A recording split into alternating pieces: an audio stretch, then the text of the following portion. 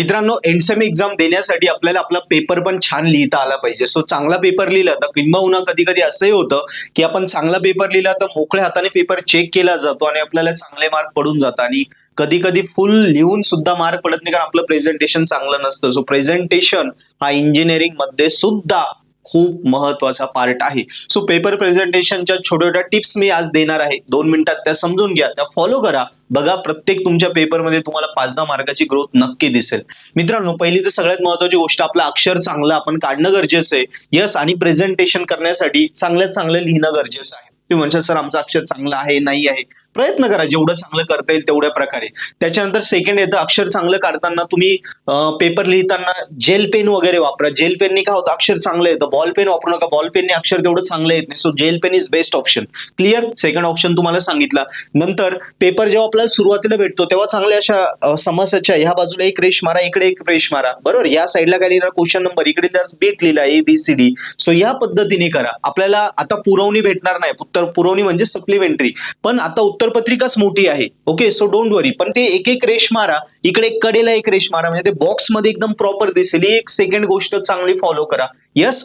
नंतर पहिले सांगितलं अक्षर चांगल्याचं काढण्याचा प्रयत्न करा. सेकंडरी जेल पेन वापरण्याचा प्रयत्न करा, तो स्पीडअपली चालतो आणि सेकंडरी त्याने अक्षर पण चांगलं येतं. थर्ड आपल्याला थोडे रेषा वगैरे मारा, अजून प्रेझेंटेशन चांगलं होतं. त्याच्यानंतर काही प्रश्न आहेत त्यांच्या स्टेप्स आपल्याला जमत नाहीये, बरोबर, तर त्यावेळी थोडा स्पेस सोडा. म्हणजे बघा, एखादा प्रश्न लिहिताय तुम्ही, प्रॉपरली तो सोडवताना काही स्टेप सोडत नाही, त्याला स्पेस सोडा, तो नंतर तिथे कव्हर करता येईल. पण उगाच खाडाखोड करून, चुकीचं लिहून, खाडाखोड करून पुन्हा रिराईट करणं, याच्याने काय होतं, त्याच्याने आपलं इम्प्रेशन डाऊन होतं. त्यामुळे ती स्पेस सोडा, नंतर ती भरता येईल. डायग्राम असतील त्या प्रॉपर काढा, डायग्रामला बॉक्स करा, त्याला लेबल्स द्या. हे खूप महत्वाचं आहे. डायग्राम, त्याला बॉक्स, त्याला लेबल देणं.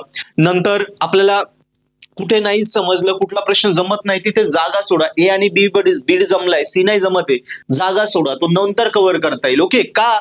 कारण हे का करणं गरजेचं आहे, कारण हा क्वेश्चन तिथे येतो, क्वेश्चन नंबर सिक्वेन्स. बघा, समजा एखाद्याने लिहिला क्वेश्चन नंबर 1 लिहिलाय, ए लिहिलाय, बी लिहिलाय, त्याला सी नाही जमत आहे ना, सी ला जागा सोडून दे. किंवा त्या मेन क्वेश्चन मध्येच तू बी आधी सोडवला, मग सी सोडवला, मग ए घेतला तरी चालेल, हे चालतं. पण आता असं झालं, क्वेश्चन नंबर 1चा तू ए लिहिला, 1चा ए लिहिला, बी लिहिला, मग क्वेश्चन नंबर 3 लिहिला, तो कंप्लीट केला ABC, आणि मग तुला आठवलं याचा माझा सी बाकी आहे, मग क्वेश्चन 1चा तू सी लिहिशील तर हा चेक होणार नाही. सो ही गलती करू नको. म्हणजे मला काय सांगायचंय, हे क्वेश्चन नंबर सिक्वेन्स किंवा हे पेज सोडणं, नसेल जमत तर स्पेस सोडणं, हे का सांगतोय मी, असं होतं की 2 क्वेश्चन लिहिले, एखादा प्रश्न जमत नाही, त्याला तिथेच जागा सोड. म्हणजे मेन क्वेश्चन मध्येच आपले सब क्वेश्चनला आपण बीट्स म्हणतो.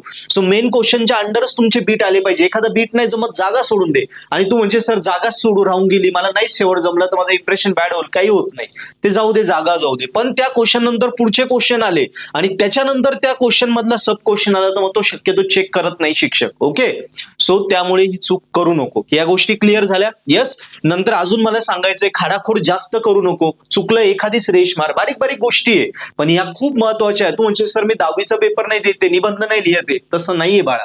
कुठेही जा, चांगलं असलं तर ते विकलं जातं, खराब असेल तर विकलं जात नाही. कुठेही जा, साध्या तुझ्या घरात बघ किंवा तू बाहेर फिरायला जा, नाही तर तू एखादी वस्तू घ्यायला जा. तसंच आहे, ते पेपरच्या बाबतीत सुद्धा लागू आहे.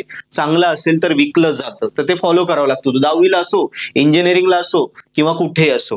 नेक्स्ट, रफ वर्क साठी शेवटच्या पानावर एक नाव टाक, रफ वर्क. तिथेच रफ वर्क कर. सगळं पेपर संपला त्याला काट मारून दे. बाकी कुठे पण पोरं काय करतात, प्रत्येक त्या पेज मध्ये शेवट कोपऱ्यात रफ वर्क करतात, ते कट करतात, ते घाणेरडं दिसतं, त्याने इम्प्रेशन डाऊन होतं. असं नाही करायचं.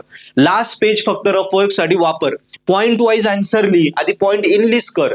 Point 1, point 2, point in list केला, मग पॉइंट 1 त्याचं डिस्क्रिप्शन, पॉइंट 2 त्याचं डिस्क्रिप्शन, यांनी काय होतं, पेजेस भरतात. आता त्याच्यानंतर 5 ते 8 मार्काचे प्रश्न असतील, किती लिहायला पाहिजे, हा मुलांनी मला प्रश्न विचारला. तर साधारणतः 5 मार्कला असेल ना, तर हा तुझा पेज आहे. याची फ्रंट साईड आली आणि बॅक साईड आली. फ्रंट साईड पूर्ण घे, बॅक साईड ऍटलीस्ट एवढं कम्प्लीट कर. एवढं 5 मार्क साठी पाहिजे. 5 ते पुढे 6, 7, 8 मार्कला असेल तर बघ, हे पेज झालं, हे झालं, तर हे पण पेज, पुन्हा सेकंड पेज, हे पण तू भरव. या पद्धतीने 5+ मार्कला असेल तर ऍटलीस्ट 2.5 ते 3 पेजेस तुझे भरले पाहिजे. या पद्धतीने तू इथे आन्सर लिहिणं गरजेचं आहे. ओके, नंतर आन्सरला बॉक्स करत जा.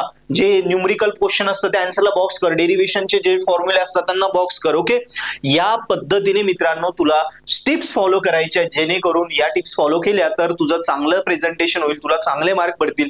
जिथे आपल्याला रिचेकिंगला टाकावं लागतं 2 मार्कासाठी 3 मार्कसाठी, ते रिचेकिंगचे तुझे मार्क इथे कव्हर होऊन जातील बाळा. सो त्या वेळेला तुला रिचेकिंगला जाण्याची गरज होणार नाही. सो या गोष्टी फॉलो कर, खूप महत्वाच्या गोष्टी. क्लिअर? आता प्रेझेंटेशन सांगितलं, आता तुला बोनस टिप सांगतो. बोनस टिप काय आहे की एखादा टॉपिक आहे, मित्रांनी विचारला तेव्हा आपण कसं, आपल्याला आपल्या इज्जतीच प्रश्न असतो, आपण भारी सांगतो, हुशारके मारायचे असतं, हा हे याचं असं असं बरं का, सरांनी असं सांगितलं, असं नाही, मी भारी आयडिया काढली, याचा असली, याचा फ्लो असा आहे, डायग्राम अशी आहे, हे आन्सर आहे, या वेने पॉइंट वाईजली हे आपण आपल्या मित्रांना समजून सांगतो ना. सो त्याच फ्लो मध्ये आपल्याला सिस्टमॅटिक आन्सर लिहायचे असतात. हा सगळ्यात महत्वाचा बोनस मुद्दा आहे. यस, तू रट्टा मारल्यासारखे आन्सर लिहिले तर पेपर चेक करणार ऑब्विसली जो चेकर आहे तो 8-9 वर्ष एक्सपिरियन्स असल्यानंतर चेकर होतो. सो त्याला माहिती तू काय चूक केली.